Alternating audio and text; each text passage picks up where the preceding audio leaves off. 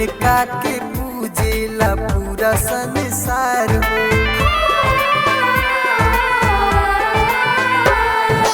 बाड़ी हो मैया मोर शेर पे सवार हो, इनका के पूजेला पूरा संसार हो। ई तो असने लगावे नीम के छैया पे, रूप अलगा अलगा हो शेरू वाली मैया के, रूप अलगा अलगा हो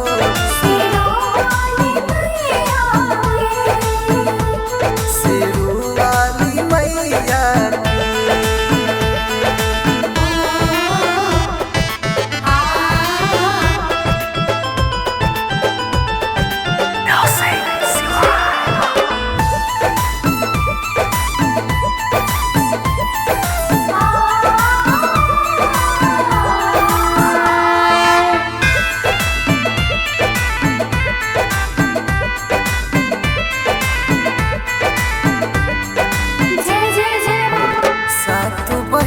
माई शीतला कहाली, हर नवरात्र में घर घर पूजाली।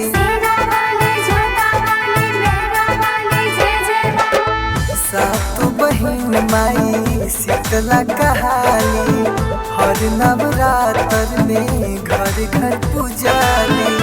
दुख हर लेनी माई दुख दैया के, रूप अलगा अलगा हो शेरू वाली मैया के, रूप अलगा अलगा हो शेरू वाली मैया के।